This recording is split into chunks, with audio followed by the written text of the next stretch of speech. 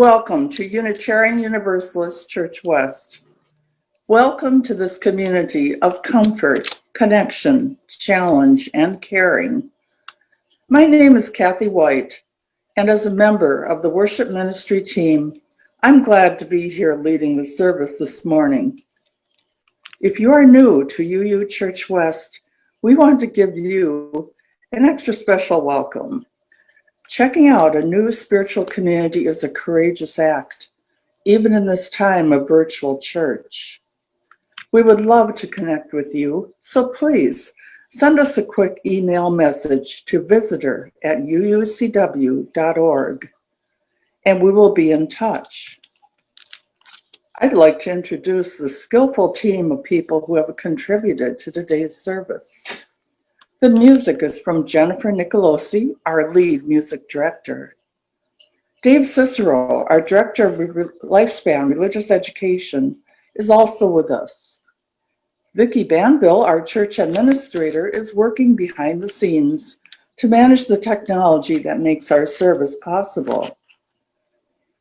Our pulpit guest this morning is Janet Veum. Janet is a communications coordinator with the Service Employees International Union, SEIU, the nation's fastest growing union, and the force behind the Fight for $15 movement. She is also a Unitarian Universalist who finds that her connection with UU principles deepens each day as she works with people on the bottom of the wage floor, helping them find their voices, speak truth to power, and build a movement for economic and racial justice for everyone. Janet says SEIU believes in the dignity and worth of workers and is dedicated to creating a more just and humane society. Her sermon today is entitled Union Power in a Pandemic. As the daughter of a factory worker who was a strong union supporter and my first teacher of labor union history, I am eager to hear Janet's message on this Labor Day weekend. Please join in singing our opening hymn, number 157, Step by Step, the Longest March, an Irish folk song arranged by Waldemar Hill. The words are printed in the order of service that we send out each week with our Thursday e-news. We will be singing through the lyrics twice. Here's Jen.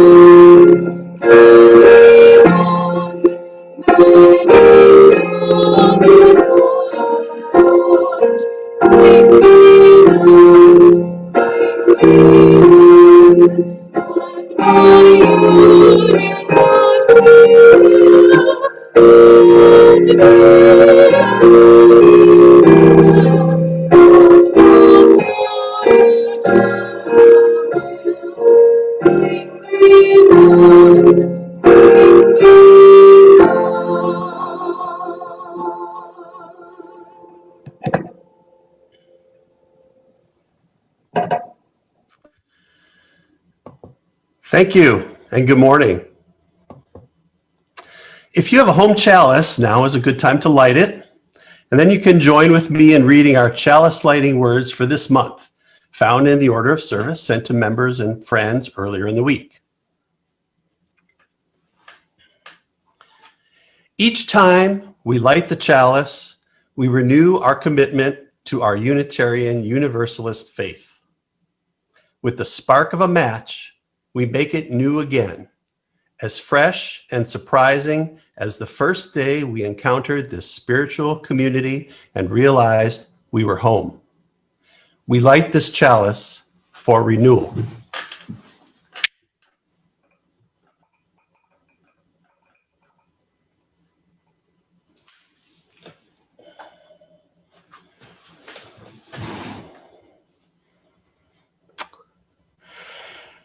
If you were with us last week, then you know that during our time for Worship for All Ages, I read a story about protest, what a protest is, why people protest, etc.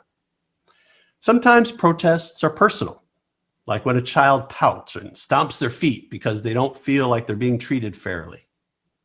At other times, protests include hundreds, even thousands of people, like when citizens decide that people in a business or a government aren't doing a good enough job protecting the people they serve. The subject of the national holiday we'll celebrate tomorrow and today's worship service is labor. That is the folks who work for and are paid for their efforts by others, and the organized efforts to protect those workers from unfair and unsafe working conditions. As we'll see in the story I'm reading from today, protests are a tool used by organized groups of workers to get what they know is right. As Unitarian Universalists, we support the use of democratic ways of achieving what is fair and just.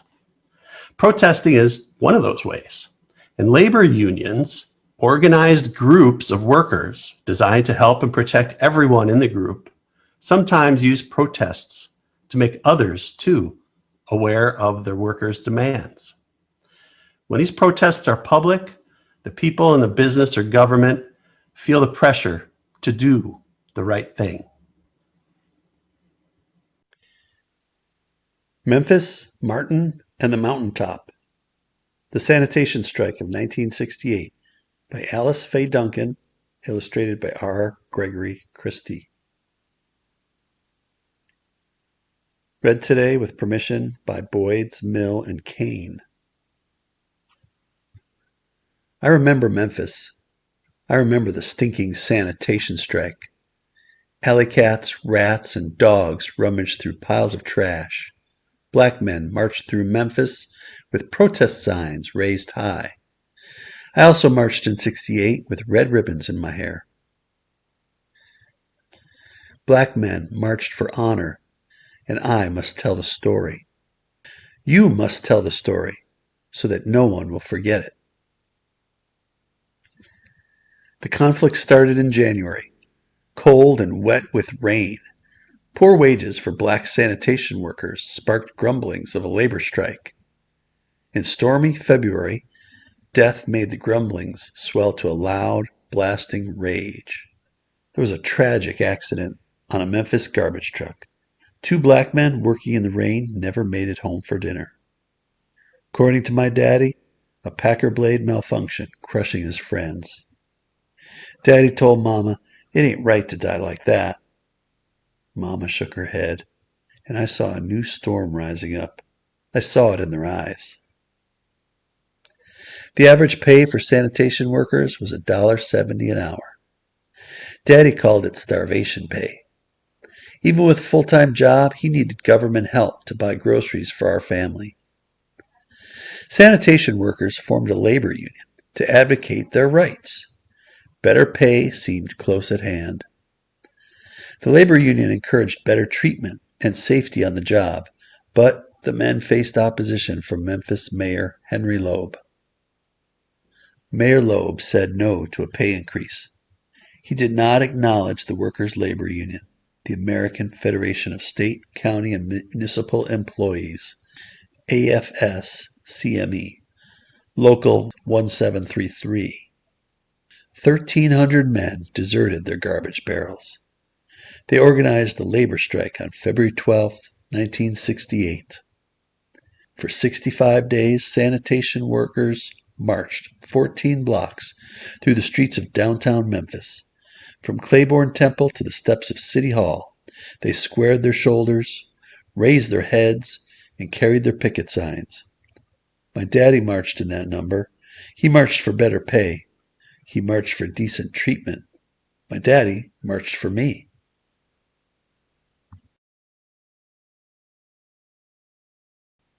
As winter turned into spring, experienced union leaders with AFS-CME flew into Memphis from Washington, D.C. They spoke with the striking workers as advocates and strategists. Still, nothing changed. The mayor railed, "No!" to every labor request, and my daddy kept right on marching. One night, as I finished homework in the dark by fading candlelight, Mama pleaded, "William, maybe you should quit the strike and go back to work."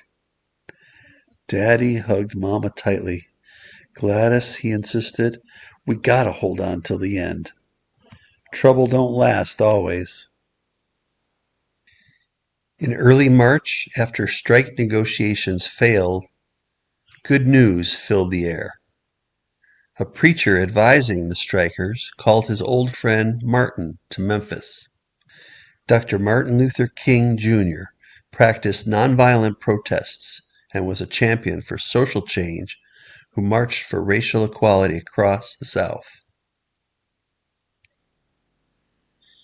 My daddy and his friends were the working poor.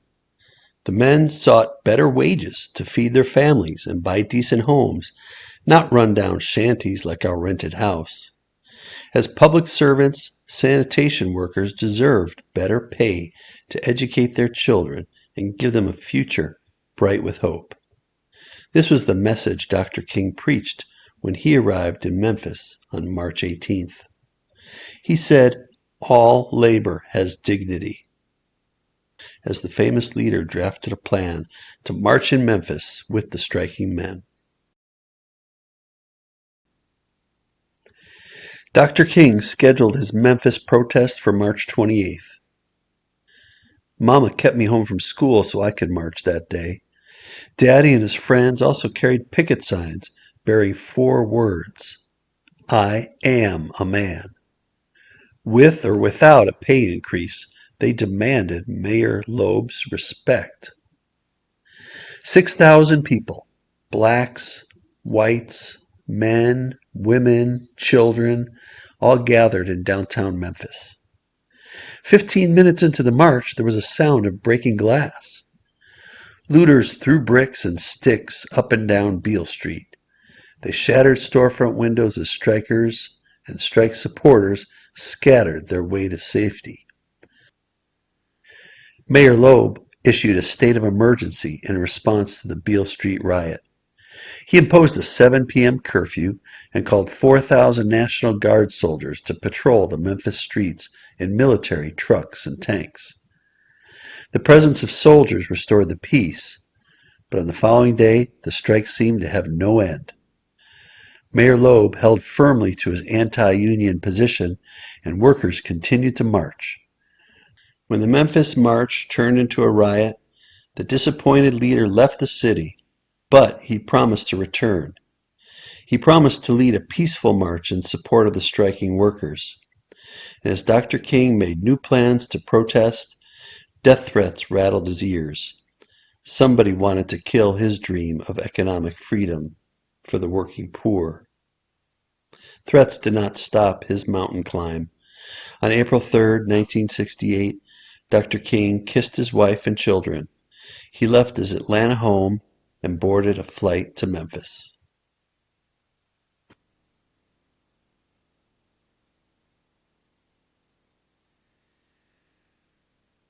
News of Dr. King's assassination spread quickly. In Washington, D.C., Chicago, and Baltimore, young people expressed their grief with looting and raging fires. Mayor Henry Loeb called for the return of the National Guard. There was not much looting in Memphis, but a fire burned in me as I stretched across my bed and listened to radio station WDIA. Between finger-snapping hits by Aretha Franklin and James Brown, the black disc jockey cried for the loss of Dr. King.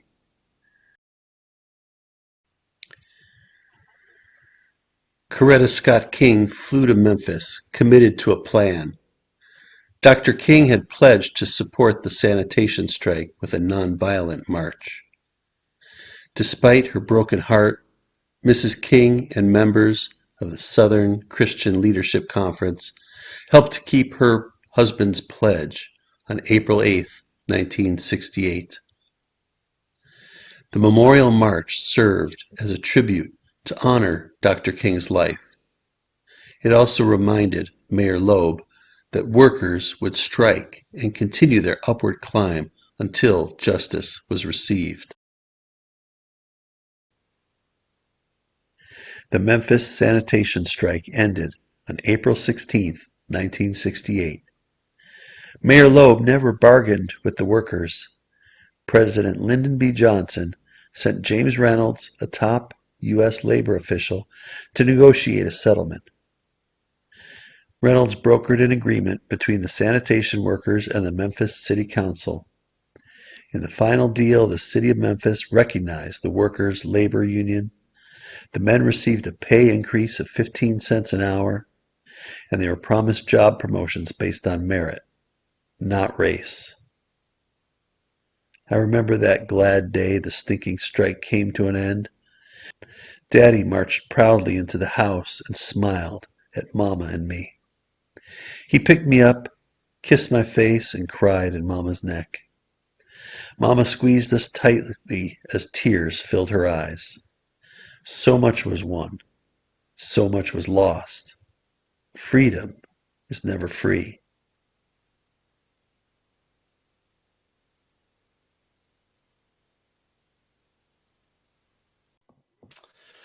The sanitation workers in Memphis, they stuck together despite many aggravating, tragic, and infuriating events to achieve victory.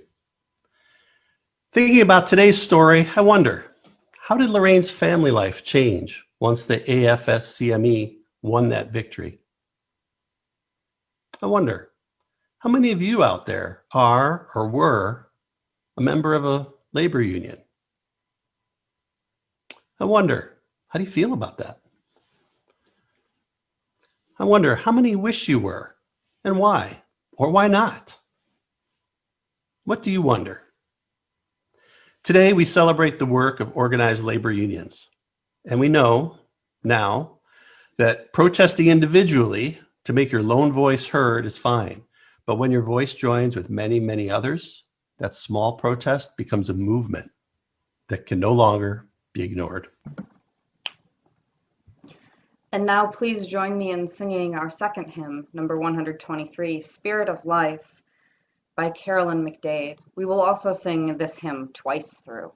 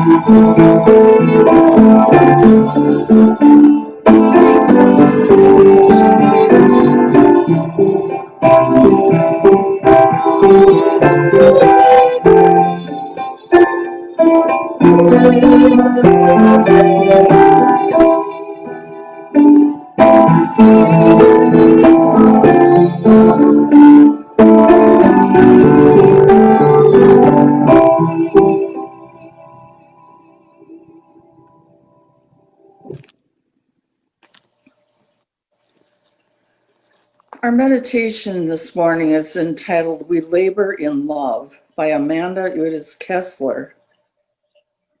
Udis Kessler received her PhD in sociology from Boston College and is the Director of Institutional Research and Planning at the Colorado College. Please take a moment to find a comfortable position and let your mind become still. Breathe slowly in and out a couple times. We labor in love. On Labor Day, we honor our work, physical and mental, paid and unpaid, joyous and heartbreaking. We give thanks for work's gifts, suffer its difficulties, and strive to make labor just and joyous for all. Our work can build our society, provide for our material needs, and give our life meaning. We labor in gratitude. Our work can damage our society and the planet, fail to sustain our material needs, and be meaningless. We join together to create work that supports the well-being of all. Our work can heal the world, help us understand who we are, and keep us safe.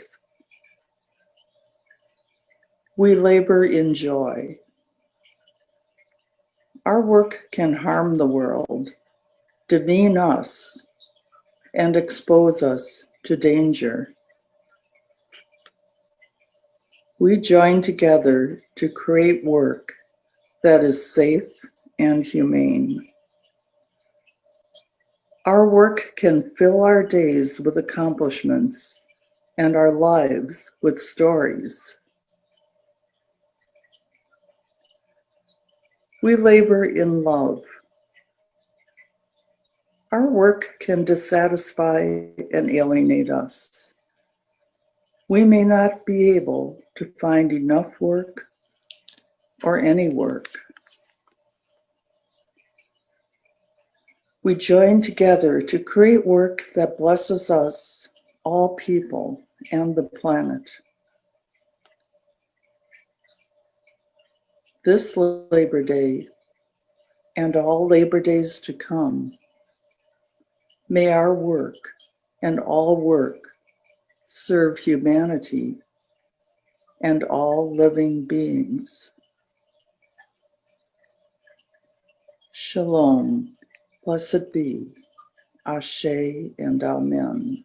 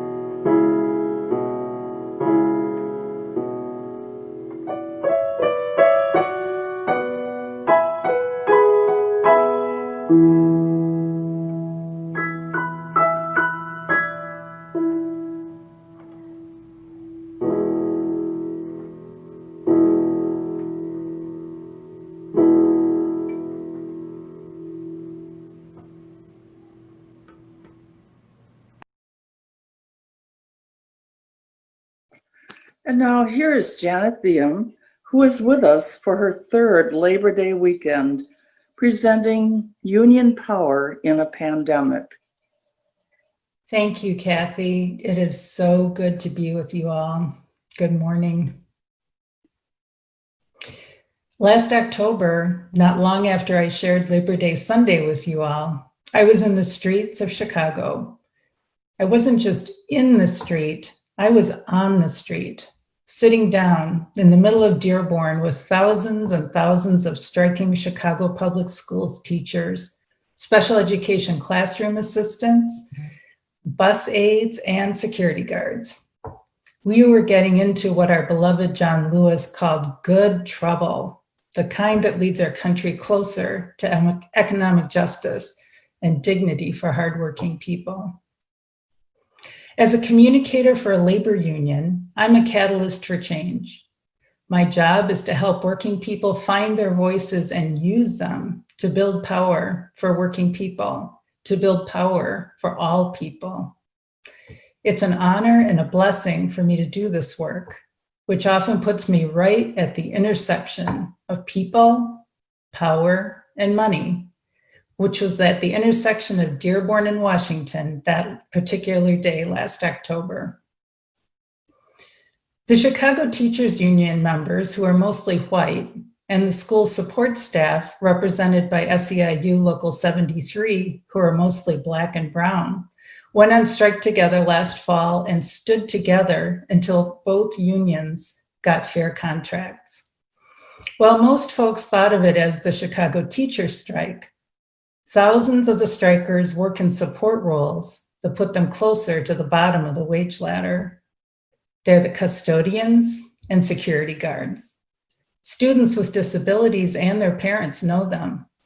They're the dedicated classroom assistants who sit side by side with their students, taking care of their physical needs, as well as facilitating their education. They're the bus aides who make sure diverse learners get to and from school safely, working split shifts from 5:30 to 9 a.m. and then 1:30 to 5:30 p.m., while also holding down a second or even third job to make ends meet. And they put it all on the line by walking off the job and going without pay for 11 days. Members of SEIU Local 73 reached a contract agreement 2 days before the teachers union did.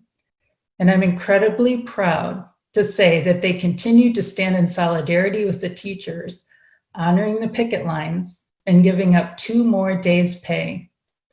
They walked off the job with the teachers and were determined to stay the course so they could walk back in together too. 6 years ago, I was sitting down again, this time in front of the brand new Bucks Arena at game time, linking arms with hundreds of people, maybe some of you, protesting the killing of Dontre Hamilton.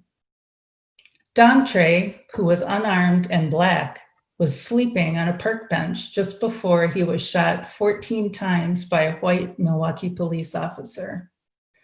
The crowd had gathered at Red Arrow Park, where Dontre was killed, and then marched to the Bucks Arena, where dozens of police officers were waiting for us.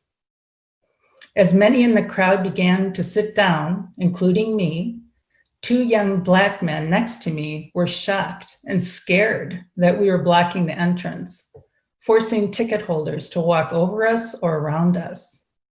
They stood there as they watched dozens of people sitting down until one of them said, "Well, I guess they can't arrest all of us," and he sat down too. The power of the people at the intersection of Dr. Martin Luther King Jr. Drive and Juneau Avenue was palpable that night. Unions are often understood as an institution, like a bank.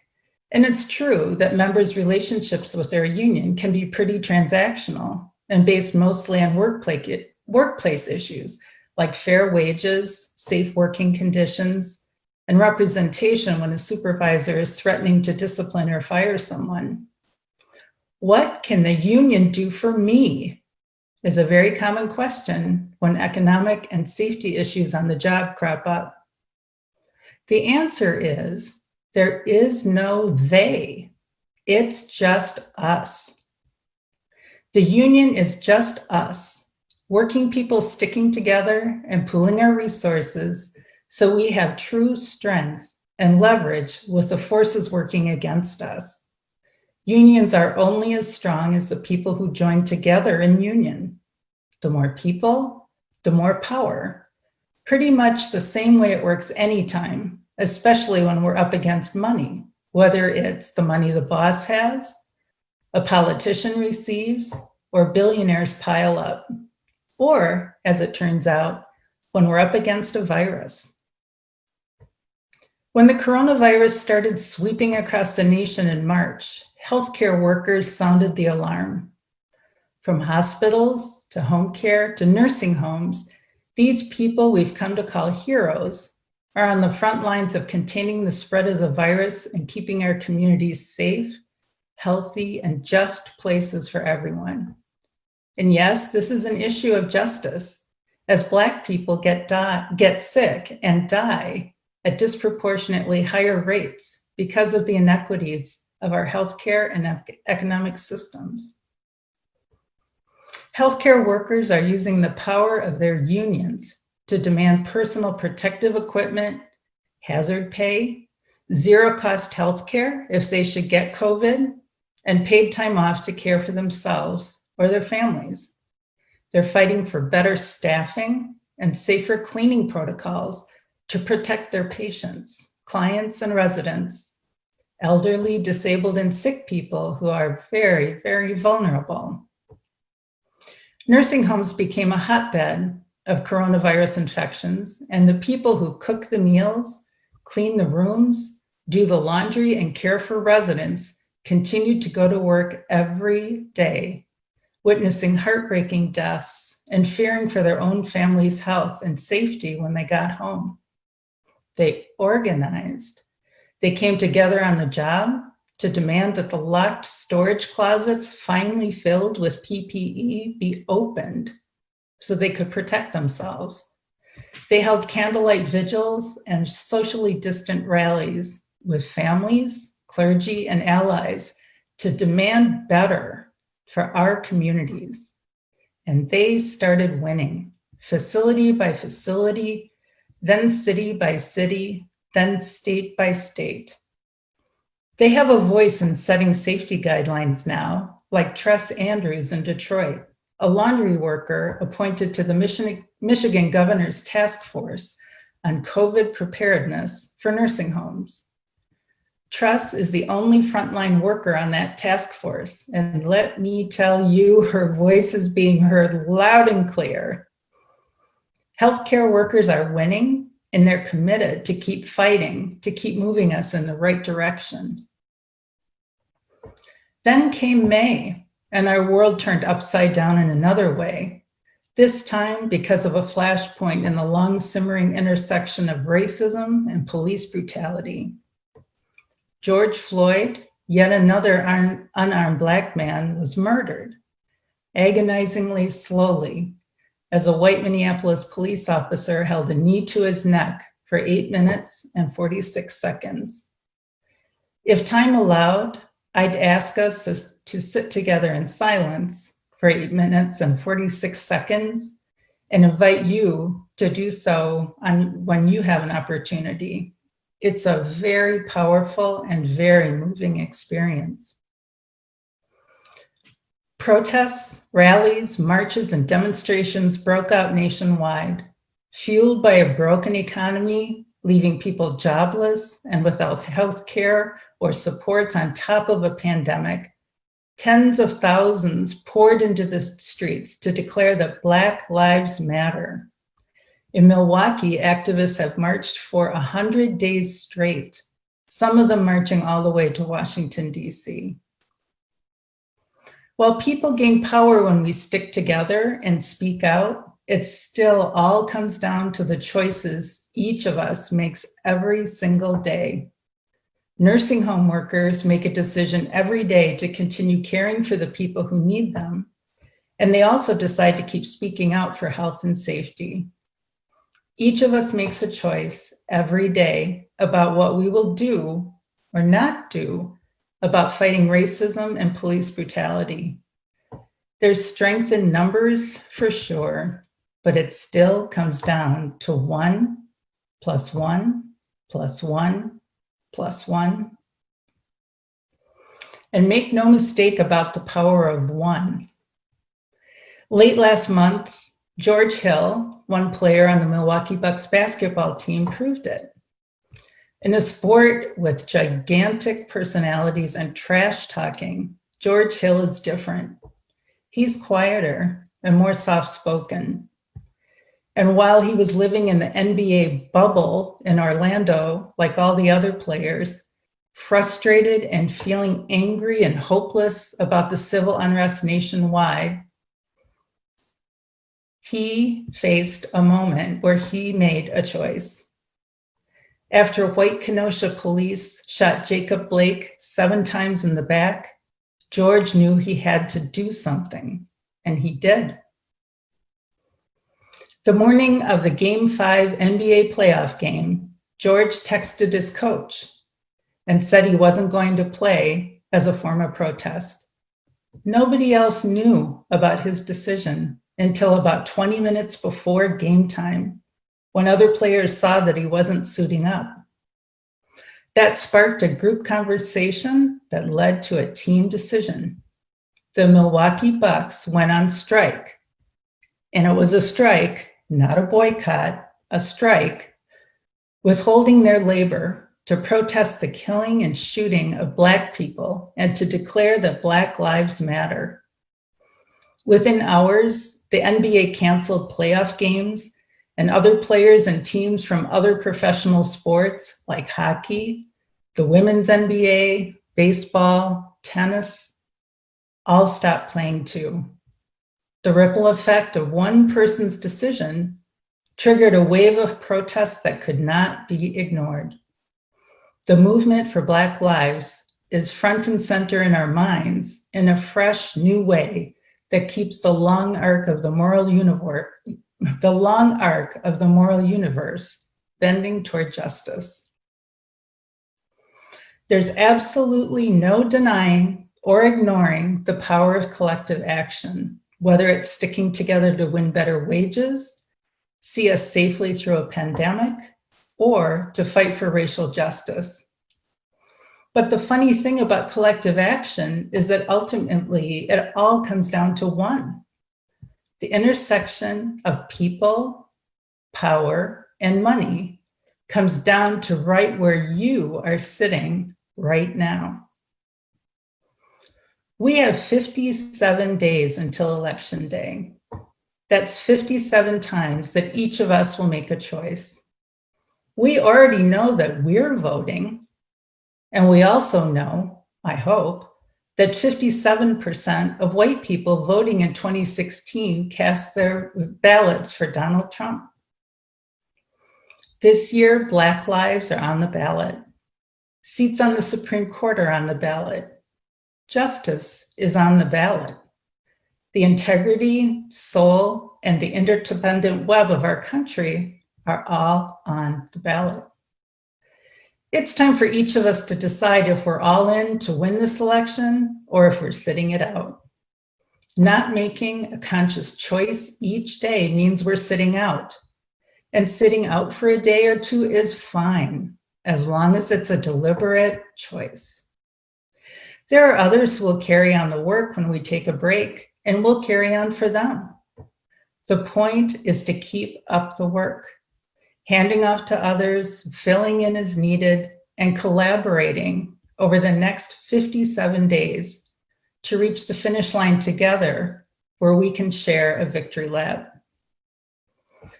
If you're all in, there are many, many options for you. You can handwrite postcards to encourage voters through Moms Rising or volunteer for a political campaign. You can follow Souls to the Polls on Facebook and take action to get people to vote by mail early. You can make sure your friends, neighbors, and family are voting and organize them to get others to vote too. You can have a conversation about voting in the socially distanced line at the grocery store.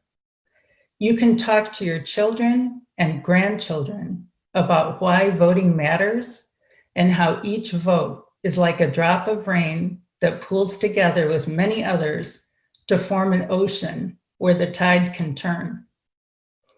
But there's one thing we cannot do. We cannot ask, what are they going to do? There is no they. It's just us, each one of us.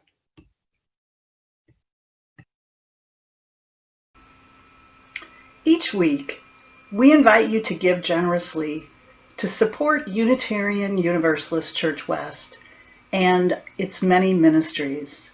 Ministries of caring, compassion, racial justice and social justice, learning, and spiritual growth.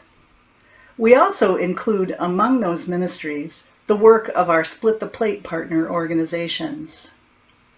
You can make a gift online by going to UUCW.org and clicking on the Donate tab.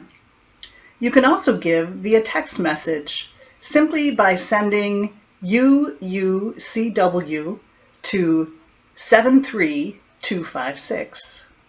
And it's possible to mail in a check to make your gift. Watch your screen because all the information about the ways to give will appear there in just a moment. In the meantime, thank you. We appreciate so much your generosity and your commitment to UU Church West.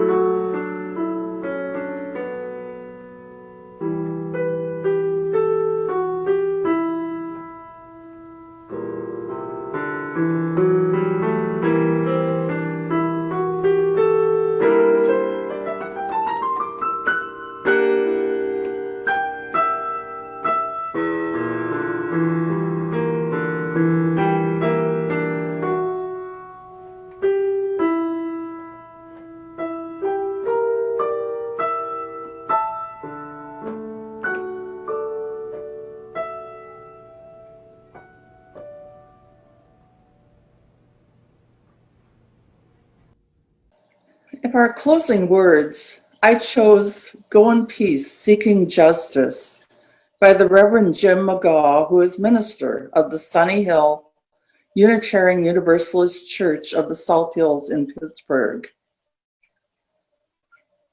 When I say go in peace, I don't mean go in mindless oblivion. When I say go in peace, I don't mean go without challenging yourself or others.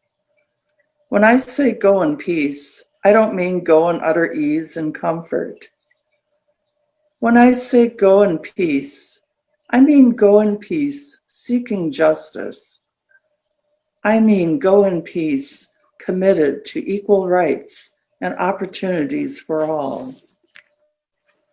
When I say go in peace, I mean go in the peace that is created when together we build communities of true solidarity, deep compassion, and fierce, unrelenting love. Go in peace. Shalom. Blessed be. Ashe and Amen.